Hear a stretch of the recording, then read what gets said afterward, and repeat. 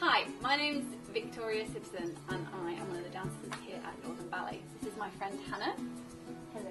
And we are going to show you how we do our makeup for Beauty and the Beast. Hannah plays the Good Fairy and I play the Evil Fairy, so it'll be really, really different. But just so you know, and so you can see how we do our makeup. You want to try first? I'll start with concealer. So everything is a blank, so when you get your foundation on, then it's a blank canvas. Does it work? After I put my moisturiser on, I go straight to put some pan stick, the foundation. It's one that I've used since I was a lot younger than I am now. And this is quite a new thing for me. Normally I would go with a stick and then a sponge, but recently I've kind of found using a liquid and a brush. Hannah uses a brush too. I do. So I put the pan stick on like this, which is more like a sort of war paint. And then I will blend it in with a brush. And the brushes are better than the sponges because they don't absorb so much of the foundation. So the stuff that you put on your skin stays on it rather than sinking into the brush. So no wastage. Like Hannah said, it gives you a lot more to use and it means you waste less of your product. But also you can see where you put it on your face and it gives you kind of a more even coverage too. You have to make sure that you blend it in really well, especially with the way that I put the pan stick on to start with, because you don't want to go on stage with lines across your face in places that shouldn't be, because even if you can't see it too much from out front, it can look quite funny from out front, because it can create shadows and things like that in places that you don't want shadows. I think with the colour especially, kind of just have to trial and error. Some people I find wear pan sticks that are quite light. We have quite a lot of people that tan easily, obviously me not being one of them. And sometimes they have to change their pan sticks sometimes, or maybe get just a dark one from our wigs mistress.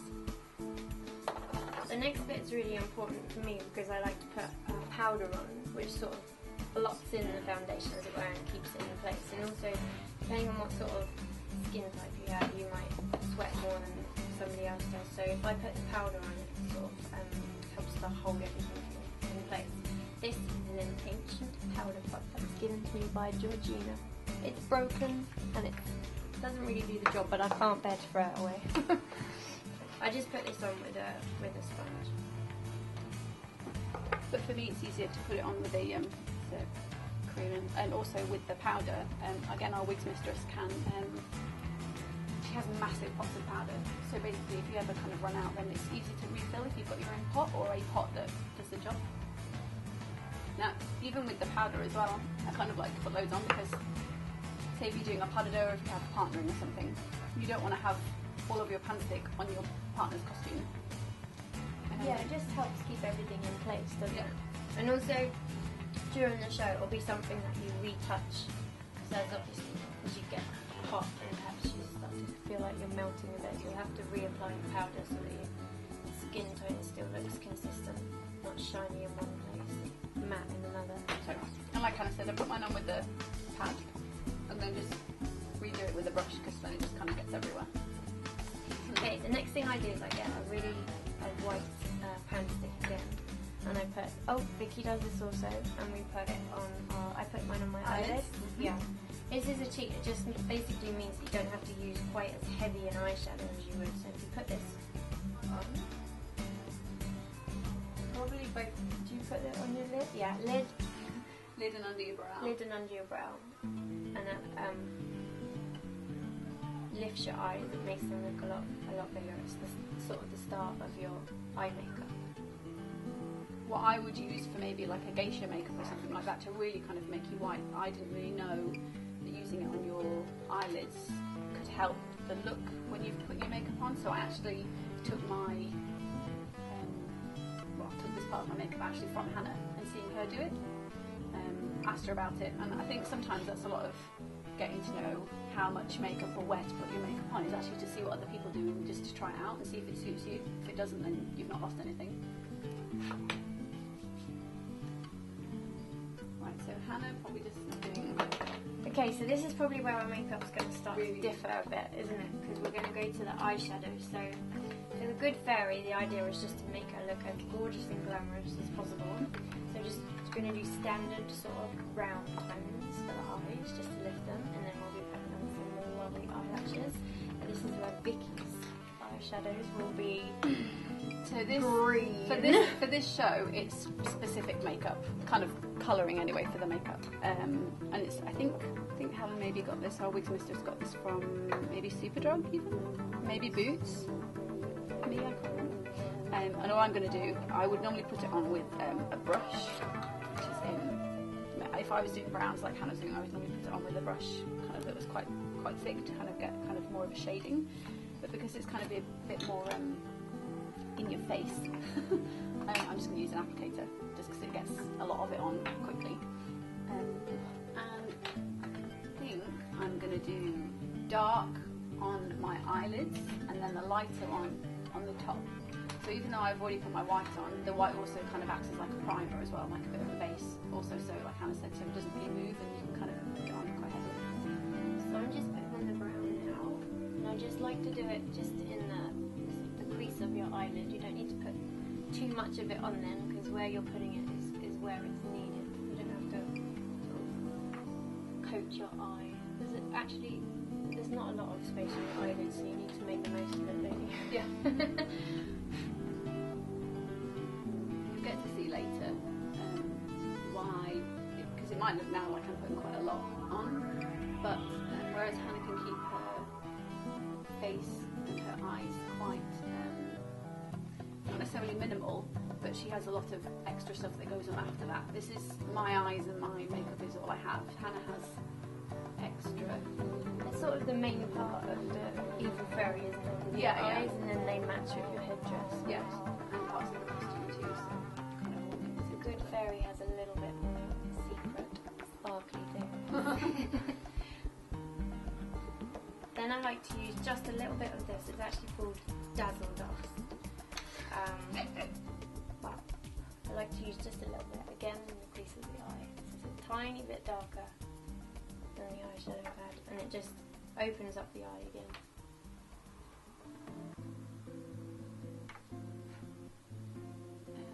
I just tend to take the makeup out off my eye as well, so that you see more of the colour, like Hannah said, like your eyelids, quite a small area, so if you want all of your colour to be seen, you have to put a lot of it on. I will put eyeliner on, but I start to just blend the shadow in around the sides of my eyelids and then down into the centre of it this way.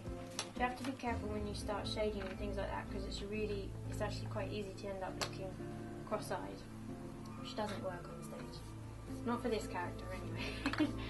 Yeah, if you look actually, a really good way to check is to hold a mirror up to the side of your face like this, and then look at your reflection in that mirror. And if you look like this, then it's a bad job.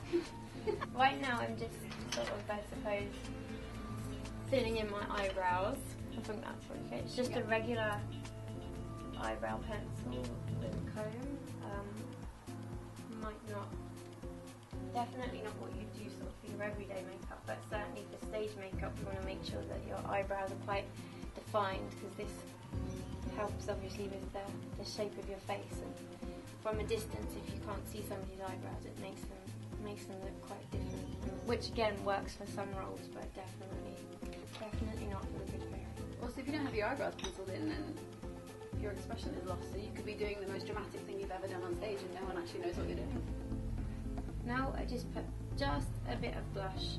The secret with blush, I think, isn't to put too much on, because you can make your face look really round, whereas if you just catch it on the top of your cheekbones, give your face a bit more sort of structure, don't you? Mm-hmm. Some people I know use sort of techniques where they shade underneath their cheekbones, but again, it depends on the shape of your face. Hannah put blusher on next. I always go for eyes first. Do you finish your eyes always first? Finish my eyes first, yeah, and then the blusher, and I do shade underneath, so just kind of at where my earlobe finishes and comes down diagonal, I always put my shade there, but you'll see that in a bit. But it definitely highlights my next shade, which for me is a liquid. Some people use, some people get them in little pots and use brushes separate. So they almost, like again, like it's a painting, they almost paint with a pot and a paintbrush. But for me, it's just easier to control if you have a liquid that's on a brush.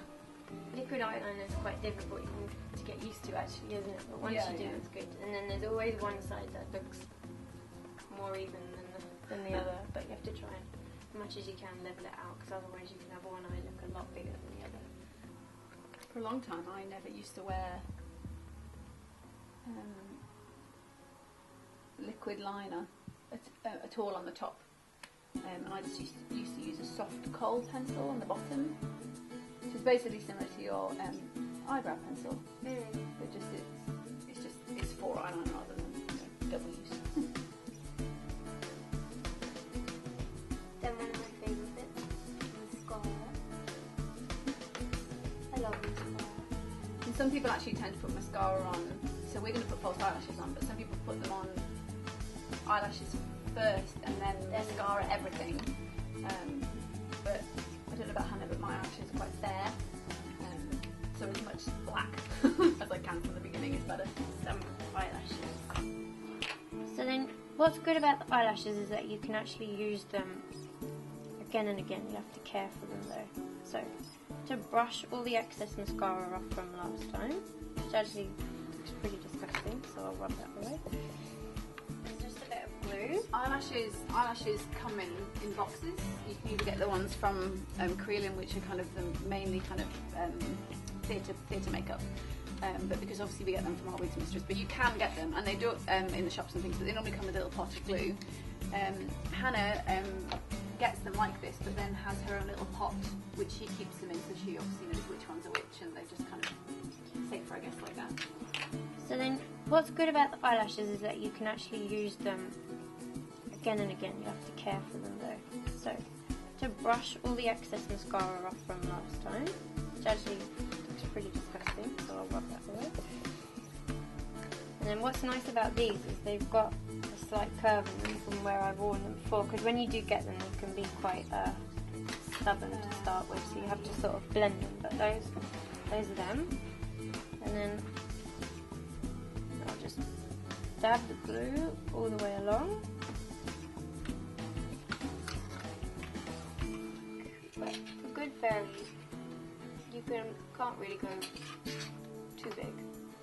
So I just put them along that line of the eyeliner that I've just done, and then really gently, obviously if you don't actually want to poke your eye, just apply pressure along it so that the glue starts to...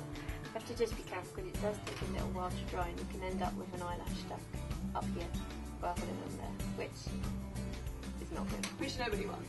I do cut mine down, and then normally what I do is I wrap them around the end of my scissors. So again, like it curves, because sometimes they can feel like they're not going to go on at all because they're really, really straight, and that means you have to put loads and loads of glue on, and you don't want to be putting loads and loads and loads and loads of glue on your eye. So the same as Hannah, just on, well, for me, as low as you can get them onto your actual eyelashes without obviously sticking them to your eyelashes. And then you can just pick them up and reposition them. What's good about this glue as well is that, as you can see there, you can see loads of it's gone there, probably shouldn't have, but it does dry clear. So you won't see that. I remember the first time I put eyelashes on thinking, this is the fiddliest thing I've ever done. And they can feel quite heavy the first couple of times you wear them, can't they? Yeah. But you soon forget you've got them on. And I like just to go down underneath the eye with just a bit of eyeshadow.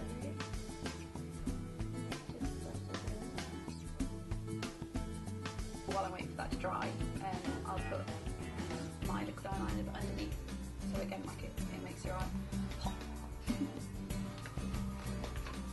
really fiddly thing about doing eyeliner underneath is that if you have put too much mascara on beforehand, you get little blobs everywhere. Yeah. But you just have to be patient and maybe have a Q-tip on hand to wipe it away. Okay, Good Fairy just has pure red, juicy lips. So I always start with a lip liner, because again this helps keep the lipstick in place and so that it sort of doesn't, what they can say, bleed into the rest of your makeup. So, lip liner first.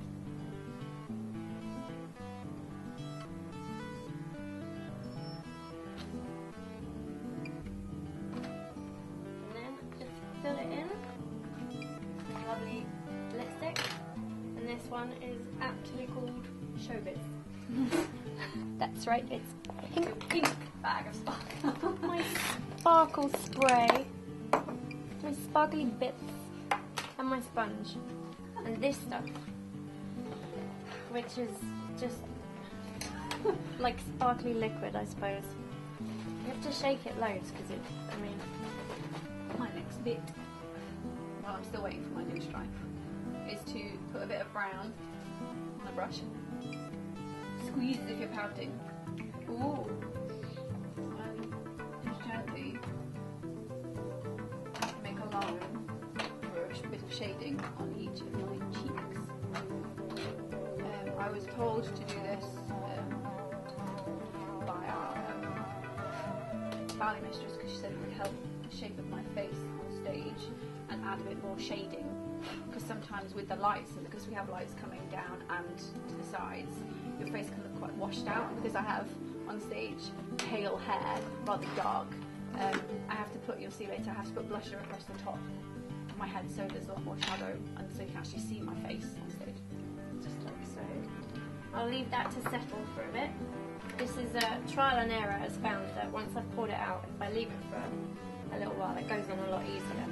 I just lightly start to dazzle my face. It's basically